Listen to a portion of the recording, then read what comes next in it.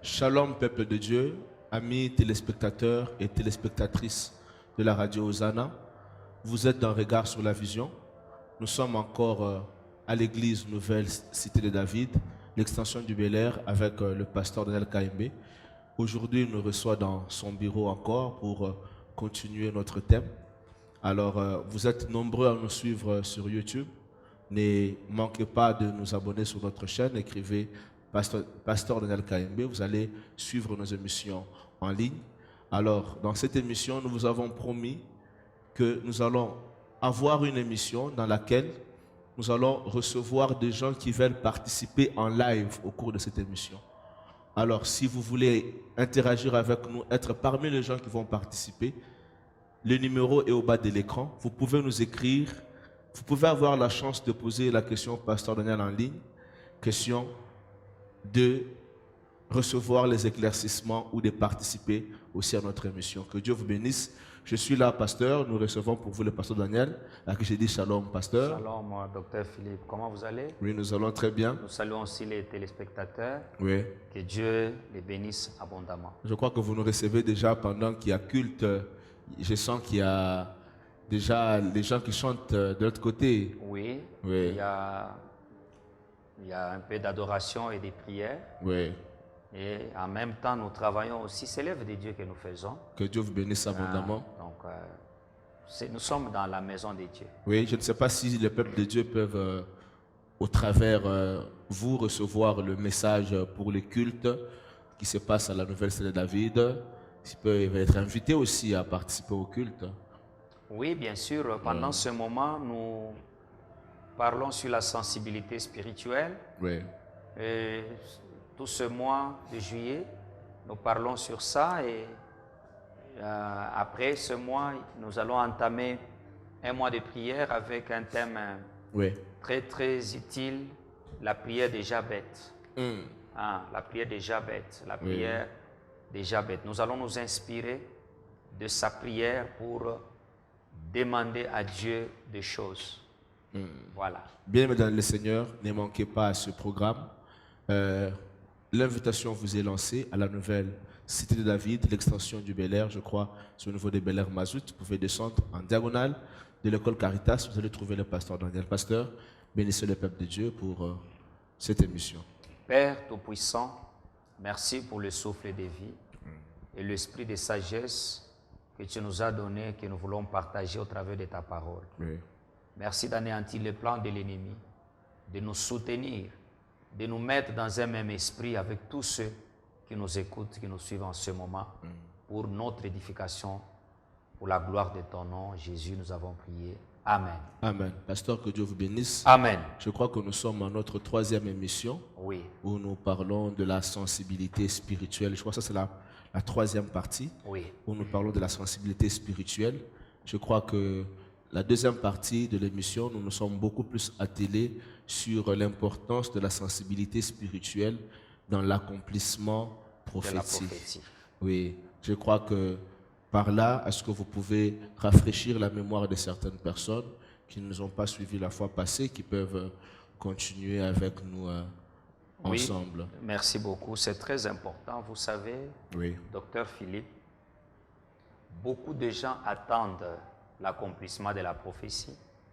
Beaucoup de gens attendent la solution à leurs prières. Beaucoup de gens s'attendent à une surprise, à une manifestation de la grâce, de l'amour, de la faveur de Dieu. Mais beaucoup de gens ne savent pas de quelle manière Dieu va les visiter, Dieu va apporter la solution, ou de quelle manière il va accomplir la prophétie. Beaucoup de gens attendent les choses, beaucoup de gens demandent, ils vous prient du matin au soir, ils vont à la montagne. Beaucoup de gens ont des carnets de prophéties, ils attendent, mais ils ne savent pas de quelle manière, le mode opératoire de Dieu pour réaliser la prophétie, répondre à la prière, ou faire quelque chose de bien. Lorsque les mages, quand vous lisez Matthieu chapitre 2, sont allés chez le roi Hérode lui dire, où est le roi des Juifs qui vient de naître, car nous avons vu son étoile et nous sommes venus l'adorer. Oui.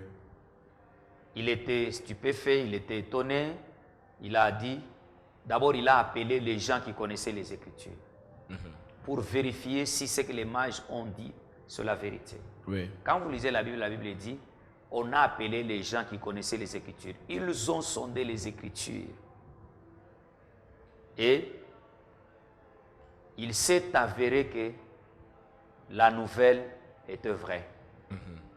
Jésus devait naître, et c'est là où? À Nazareth. À Nazareth. Vous voyez? Oui. Donc, les gens n'avaient que des prophéties, mais par manque de révélation et de connexion à l'esprit prophétique, ils ne savaient pas attacher leur esprit à l'environnement, au mode opératoire et comment Jésus devait venir. Oui. Et vous allez même remarquer que la naissance même de Christ, ce n'était pas, Dieu n'avait pas tout détaillé. Il n'y avait pas tous les détails, puisque Dieu ne détaille pas tout. Il y a des choses qu'il garde. L'homme esprit comprend, puisqu'il est de l'esprit. Oui. Vous comprenez? Oui. Alors, Dieu a un mode opératoire. Dieu ne fait pas les mêmes choses de la même manière. Vous pouvez avoir les mêmes prophéties, mais Dieu utilise les modes opératoires différemment. Oui. Vous pouvez avoir les mêmes sujets de prière, vous allez tous à la montagne. Dieu ne viendra pas chez vous tous de la même manière. C'est pour cela que les gens doivent être sensibles à l'esprit. Ils doivent être spirituels. Oui. Pour détecter spirituellement par quelle voie Dieu viendra les visiter pour accomplir la prophétie ou donner une solution. Oui. Et pour cela, c'est ce que nous avons dit dans nos émissions. Il faut être spirituel, il faut être sensible, il faut savoir saisir le temps par l'esprit, savoir saisir le mode opératoire de Dieu, même s'il se cache dans une personne ou dans les circonstances. Et surtout, il faut être prêt à réaliser les exigences prophétiques ou de la grâce ou de la solution que vous cherchez par la prière, afin de vivre votre miracle. Ça, c'est très, très important. Je ne sais pas si ce résumé pourra aider quelqu'un. Oui, toujours dans le même cadre, pasteur, avant qu'on avance. Est-ce que y a-t-il des choses que quelqu'un peut poser avant le temps? Parce que je vois une histoire dans la Bible, l'histoire de Saül et son fils Jonathan, où ils attendaient la victoire, mais Saül est en train d'attendre et que Dieu lui parle pour qu'il aille sauver, combattre les enfants d'Israël. Mais Jonathan, lui, a fait un mouvement. Et en faisant ce mouvement, Dieu l'a accompagné. Dans l'attente prophétique, est-ce que quelqu'un peut provoquer Dieu à agir, ou bien il faut être seulement sûr du signe prophétique? Parce que aujourd'hui, c'est vraiment difficile de connaître les signes. Comment reconnaître que c'est mon temps? Comment reconnaître que c'est mon temps? En fait, l'homme ne peut pas provoquer Dieu. Oui. Si Dieu est provoqué à faire, il sera provoqué à faire que lorsque l'homme fait ce que Dieu attend de lui. Si Dieu attend de l'homme la foi et que l'homme manifeste cette foi, ça pousse Dieu à agir. Si Dieu attend de l'homme le sacrifice, Dieu sera provoqué à agir. Si Dieu attend de l'homme la sensibilité, que l'homme puisse veiller, Dieu va utiliser ça pour agir. Les grands problèmes, il faut écouter Dieu. C'est que Jonathan a écouté Dieu. Il a agi selon la pensée de Dieu. Prenez un autre exemple toujours similaire, qui est contemporain au temps de Jonathan. David est en train de chercher, le roi Saül veut, il cherche quelqu'un qui va combattre Goliath. Alors que lui là, Saül, quand vous regardez le jour de son onction, le jour qu'il a été oint, il a même prophétisé. Mais devant Goliath, il ne sait plus écouter Dieu dans son cœur. De quelle manière Goliath va tomber. Nous connaissons tous dans la Bible que la victoire d'Israël venait de Dieu. Mais devant l'ennemi, Saül a oublié ça. Il a commencé à chercher quelqu'un. Il ne le trouvait pas. Il a mis en jeu des richesses. Sa fille et la liberté de la famille, de la personne qui va se pointer, personne. Jusqu'à ce que David arrive. L'arrivée là de David, c'est Dieu. Ce n'est pas une arrivée hasardeuse. Non. C'est Dieu qui avait déjà oint David, mais qui avait prévu de le présenter au travers le combat avec Goliath. Oui. C'est ce qui a fait que le jour que Goliath est là, Dieu permet à ce que le père de David puisse l'appeler, puisse l'envoyer. Et tu vas remarquer la coïncidence. Lorsque David arrive et au même moment, Goliath est sorti. Oui. Ça, c'est une coïncidence spirituelle. David est conduit par l'Esprit sans qu'il sache même ce qui va se passer là-bas. Puisque Dieu peut amener quelqu'un sans que la personne ne sache réellement où est-ce que Dieu est en train de l'amener. Puisqu'avec Dieu, on ne comprend pas tout au début, on ne comprend pas tout au milieu. Il y a des choses avec Dieu qu'on comprend seulement quand Dieu les a réalisées. On comprend que en fait, c'était Dieu. C'est comme j'ai prêché dimanche. Oui. Avant la naissance d'Obed, la naissance de David, la naissance de Jésus, il est difficile de comprendre que Ruth, tout ce qui lui était arrivé, c'était le plan de Dieu. Ouais. Il faut que tout cela arrive jusqu'à ce que Jésus arrive pour comprendre que Ruth était dans les plans prophétiques de Dieu. Ouais. Il y a des choses qu'on comprend toujours à la fin. Ouais. Maintenant, lorsque David arrive, il doit combattre Goliath. Les gens sont en train de trembler. Les gens sont en train de fuir. Saül lui a même donné sa tenue. Il lui a donné les armes. David a senti que ça pesait. Il a lâché. Vous savez quoi? Après avoir laissé la tenue de Saül, il a donné la place dans son cœur d'écouter l'Esprit. Oui. Vous voyez? Oui. C'est là que le Saint-Esprit communique à David que cet homme, on ne le tue pas avec l'épée, avec la lance ou le javelot. Le secret pour le tuer, il faut seulement prendre une pierre. Oui. Comment vous pouvez vous lever devant un homme comme Goliath, vous prenez une pierre? Quelqu'un qui a 3 mètres. Hein. Goliath lui-même a méprisé ça. Oui. Puisqu'il y a une révélation, une instruction qui te conduit à la gloire, à la solution, à la bénédiction, les gens peuvent même mépriser ça. Oui. Mais si c'est ça la révélation que tu reçois de Dieu, si c'est Dieu qui t'a dit fais ça, vous voyez, oui. Si tu fais ça, tu auras une victoire en réalité que la pierre que tu as ramassée ne peut pas apporter. Amen. Mais puisque tu as écouté Dieu, puisque David a écouté dans son esprit, prends la pierre, lance la pierre. Dieu a agi au travers de la pierre. Vous voyez? Oui. Il a laissé dans son cœur l'espace d'écouter Dieu. Dieu l'a instruit sur un instrument trop faible. Aux yeux des hommes, ça ne peut pas tuer Goliath. Oui. Mais aux yeux de Dieu, c'est un instrument puissant pour renverser Goliath et devenir un héros en Israël. Je vais plus loin. Lorsque Samson ramasse une petite crâne, la mâchoire d'âne, ça c'est, il a écouté l'esprit. Ouais. L'esprit lui a dit dans ce combat, ramasse cette crâne. La mâchoire d'âne. La mâchoire d'âne. C'est un petit os comme ça. Ouais. C'est avec ça qu'il a tué 1000 personnes. Vous savez qu'après, lui-même s'est étonné. Il a dit, tiens, cet exploit, ouais. Tous ces gens que j'ai tués, seulement avec ça. C'est après qu'il se rend compte que non, ça c'est Dieu. Ouais. C'est après qu'il se rend compte qu'il a vécu le résultat pour avoir obéi à Dieu. Il faut seulement écouter Dieu. Ouais. Lorsqu'on écoute Dieu, lorsqu'on laisse dans son cœur l'espace pour écouter Dieu, Dieu vous utilise. Ouais. C'est ce que Jonathan a fait. Ouais. Il a écouté Dieu et il a été propre à l'action. Et Dieu l'a utilisé. Et Dieu l'a utilisé. Tous ceux qui ont écouté Dieu et qui ont été rapides à accomplir ce qu'ils ont écouté dans leur cœur, Dieu a fait avec eux des exploits. Ouais. Il y a un prophète, un roi dans la Bible, on lui a même dit, va Tu battras les ennemis, ceci, cela. Il a eu peur, il a dit, ah non, je n'irai pas. Si toi tu ne pars pas avec moi. C'est Déborah, je pense. Je crois que ça doit être... Le prophète, Déborah. Ça doit être la juge Déborah. Oui. Elle était aussi prophète.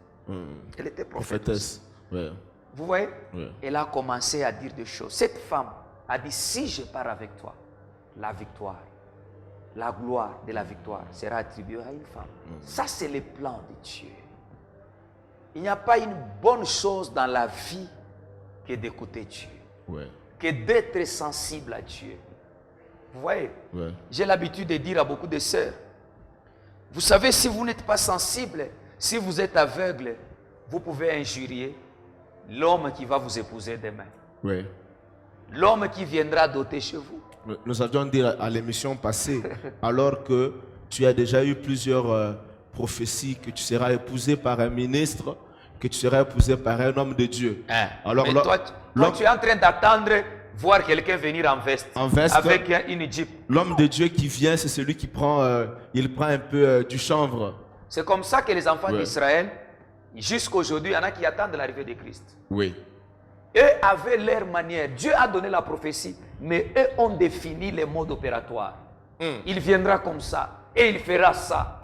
Alors que Dieu est venu avec son mode opératoire.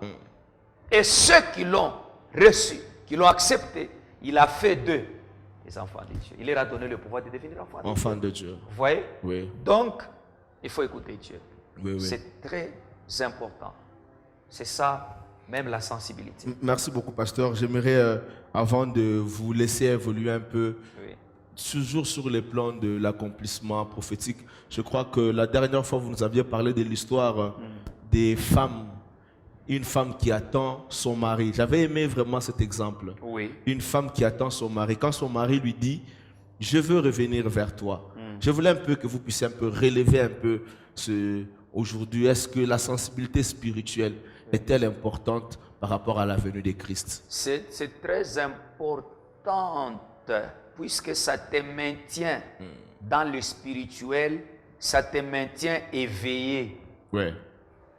Ça te maintient éveillé. Je crois avoir donné l'exemple. Ton mari travaille dans une société, il rentre à minuit. Il te dit, et tu sais qu'il rentre à minuit.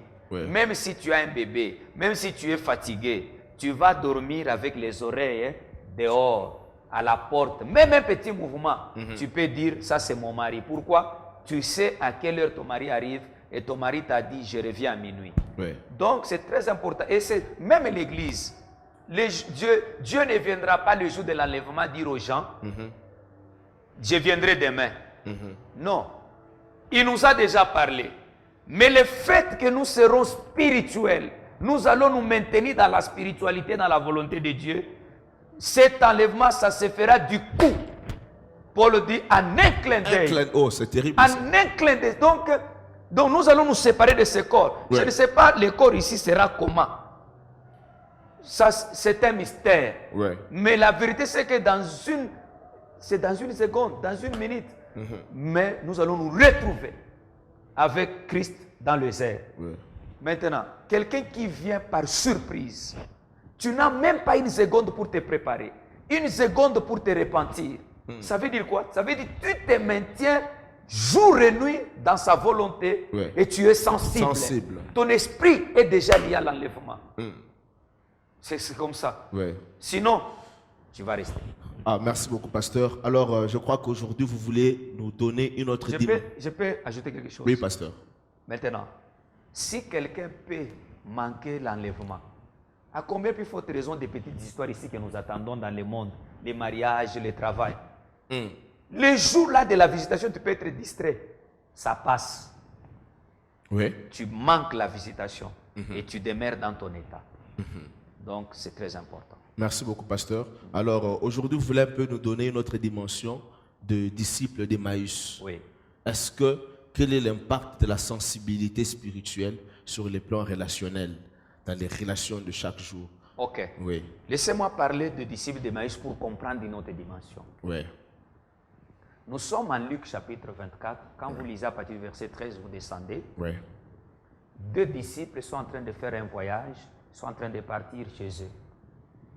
Chemin faisant, ils sont en train de parler de la résurrection de Christ. Vraiment étonnés. Ouais. C'était une histoire, malgré qu'il n'y avait pas de caméra, il n'y avait pas de radio, de télévision, la nouvelle était tellement grande de bouche à l'oreille. Dans peu de temps, ça s'est répandu partout que Jésus est ressuscité.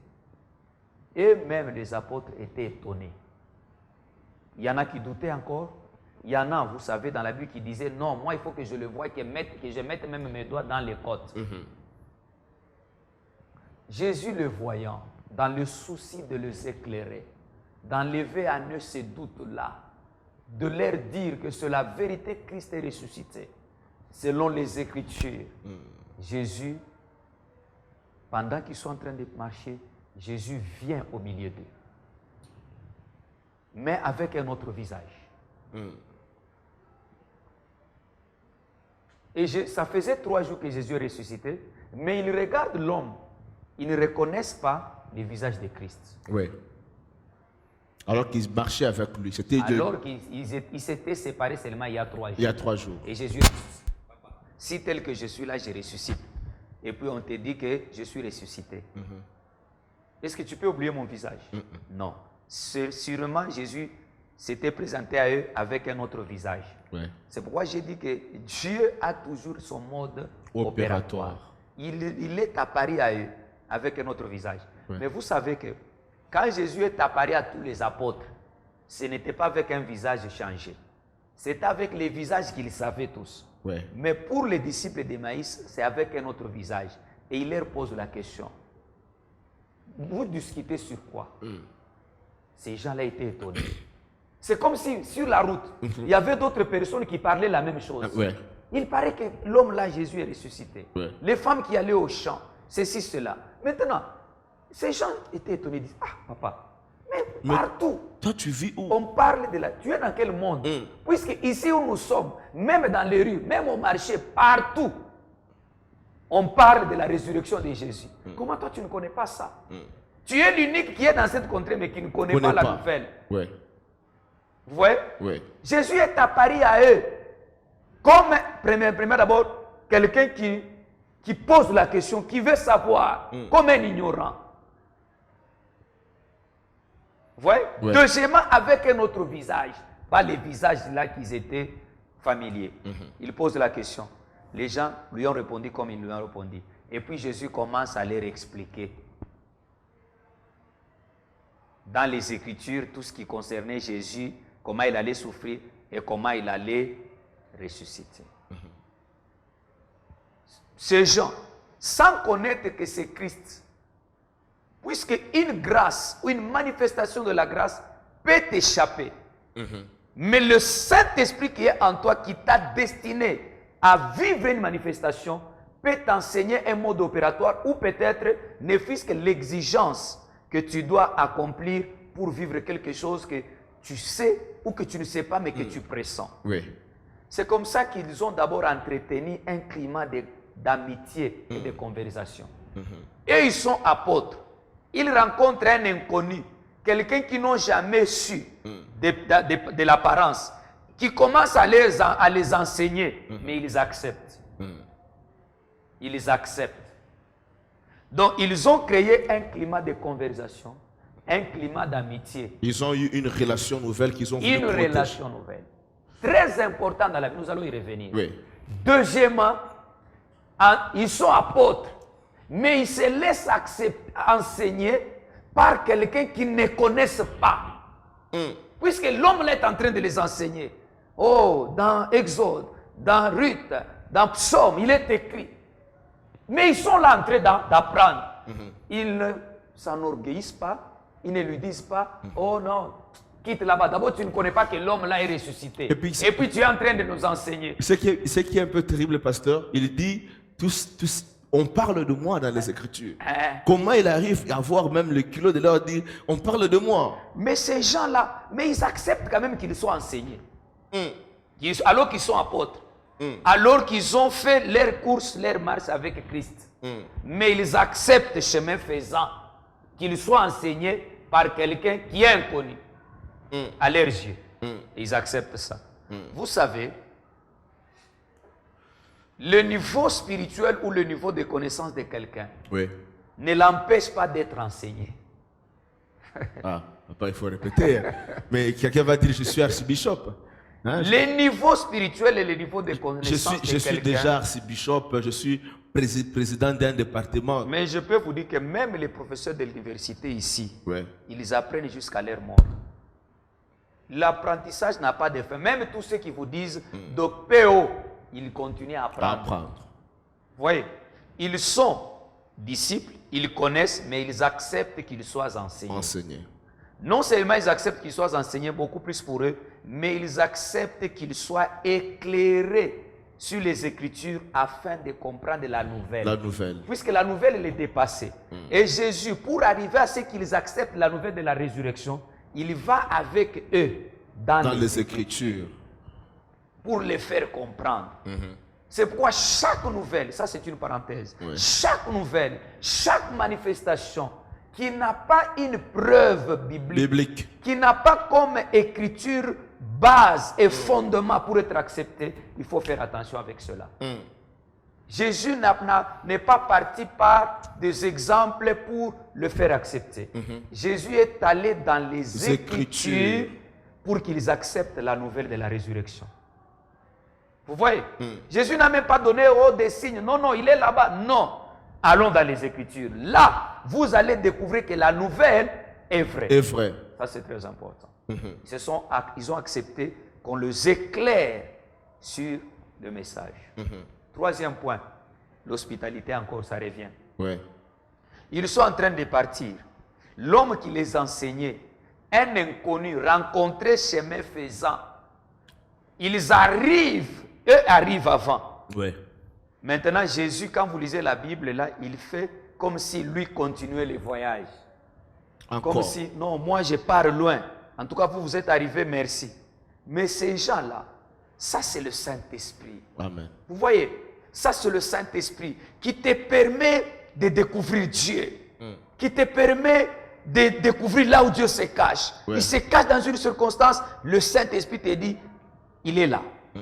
Ça c'est Dieu. Jésus fait passer, mais il lui dit non, non, non, non, il est tard. Ils l'ont supplié. Même chose que même ce que l'autre a fait. Les anges qui allaient chez l'autre, ils allaient chez l'autre, ils savaient que nous allons dormir chez l'autre. Nous allons manger chez l'autre. Mais le jour que l'autre les rencontre, ils ont dit à l'autre, nous n'allons pas dormir chez toi, nous allons dormir sur la rue. Un Dieu capricieux.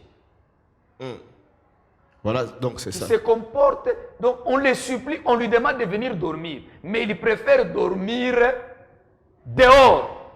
Mais alors qu'il est venu dormir chez toi. Il est venu vers toi. Il est venu dormir toi. Il a fait ses voyages chez Abraham, vers chez l'autre. Et il a permis à ce qu'ils se rencontrent. Maintenant, l'autre leur dit, Dieu, Seigneur, venez dormir chez moi. Dieu répond, non, non, je vais dormir sur la rue. Alors qu'il allait dormir chez l'autre. Vous voyez que là, l'autre a supplié. Donc, si la supplication, c'est ce que Dieu attend que quelqu'un fasse pour qu'il vive le miracle, que quelqu'un fasse cela. La supplication. Vous voyez? Mais c'est là que ces gens ont supplié Jésus en lui disant, non, non, il est tard. Tu peux venir. Le fait que c'est tard, c'est quoi? C'est que non, c'est la nuit. Tu peux t'exposer à un danger. Et nous, nous sommes là pour te préserver. Nous sommes là pour te donner un lieu. Vous voyez, Dieu peut venir à toi, il veut te sauver, mais il développe d'abord en toi un climat, un comportement de soutenir les autres, de les aider pour qu'ils ne tombent pas en danger. Il te donne l'esprit de compassion. Tu vois quelqu'un sur la rue qui n'a pas à manger, toi tu as les dollars, mais tu ne veux pas donner. Tu ne veux pas sauver quelqu'un au péril de la faim. Tu vois quelqu'un, tu vas visiter chez quelqu'un, et Dieu permet à ce que la pluie commence à tomber. Et pendant ce moment-là, on commence à déplacer la télévision. On déplace les lits. Toi, tu es là. Tu as des tôles chez toi à la maison. Tu te moques même de lui. Tu as dit, pourquoi vous voulez alors que Dieu a permis à ce que tu ailles là-bas, que tu découvres les besoins. Ouais. Mais comme tu n'es pas sensible pour savoir que Dieu m'a mené ici, que je comprenne les besoins, tu n'es pas sensible à cela. Ouais. Tu gardes tes tôles, tu gardes ton argent et tu laisses les gens en train de souffrir. Ouais. C'est pourquoi ces gens ont dit, non, nous avons une maison.